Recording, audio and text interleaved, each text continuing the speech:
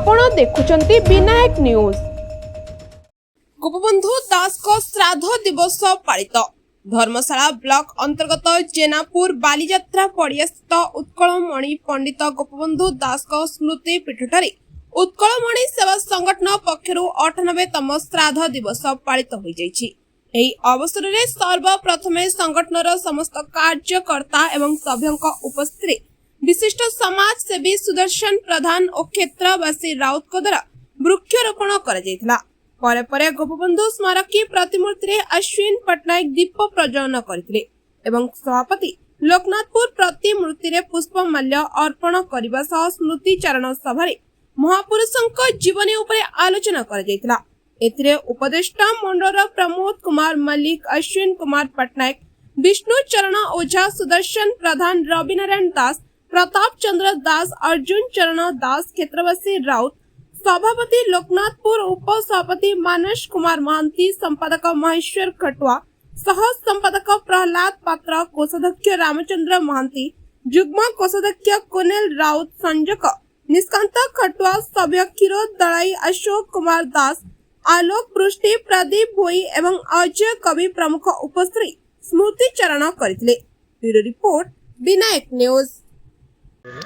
मुझे आम उत्कलमणि गोपबंधु सेवा संगठन जड़े उपदेष्टा।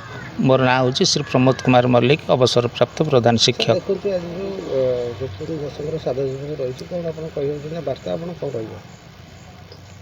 जेनापुर चिरस्मरणीय अविस्मरणीय होती पंडित उत्कलमणि गोपबंधु दास, तांकर संश्लिष्टि एवं तांकर परिचय आ सेवा कार्यर स्पष्ट नमूना ये जेनापुरवासी मैंने समस्त उपलब्धि करिसेंती। तेणु तांकरी आदर्श को अनुप्राणित होकर आदर्श द्वारा आम जेनापुर सेतबेल समय व्यक्तिविशेष माने एवं जो युव समाज अच्छी आउ जो वयस्क लोक मैंने आम सबुठी उपस्थित अच्छु तांकर स्मृति को उज्जीवित रखापी आमर ये संगठन रोचे मूल लक्ष्य और मूल उद्देश्य।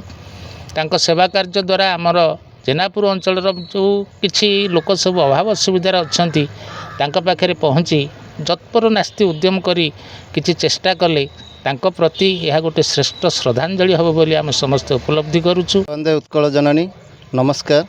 आज उत्कलमणि सेवा संगठन तरफ उत्कलमणि पंडित गोपबंधु दास को तिरोधान दिवस पालन करा जाउची। अवसर रे आज सर्वप्रथम आम संगठन उपदेष्टा मंडल कर्ता मानक द्वारा प्रथम वृक्षारोपण करा जाइथिला। पर मुहूर्त उत्कलमणि गोपबंधु दास प्रतिमूर्ति रे माल्यार्पण करा जाई प्रदीप प्रज्वलन करा जाइछि।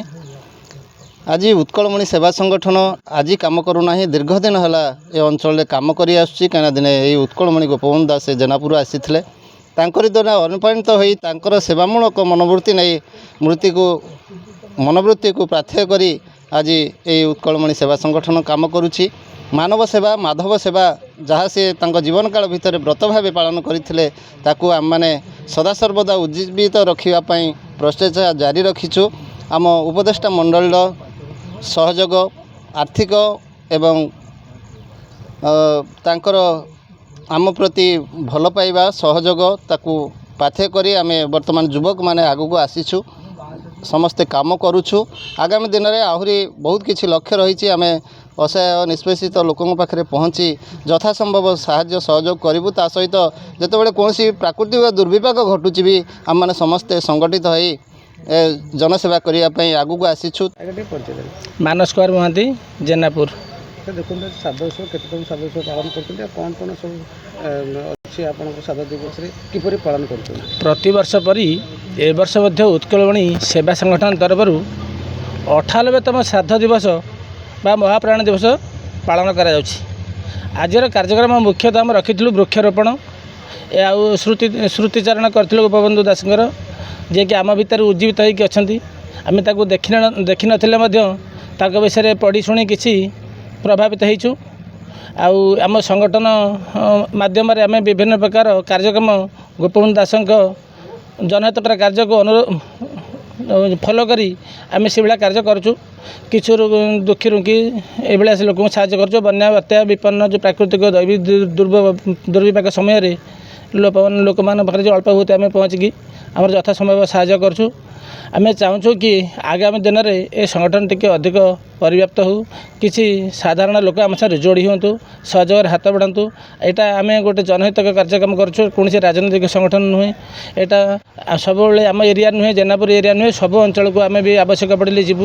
ଯେଉଁଠି ଯାହାର ସାହାଯ୍ୟ ହୋଇପାରିବ, ଆମ ଦ୍ୱାରା ଯାହା ସକ୍ଷମ ହେବ ଆମେ କରିବୁ। ସେଥିପାଇଁ ସମସ୍ତଙ୍କୁ ଅନୁରୋଧ କରୁଛି, ଗୋପବନ୍ଧୁ ସଂଗଠନକୁ ଟିକେ ସହଯୋଗରେ ହାତ ବଢ଼ାନ୍ତୁ।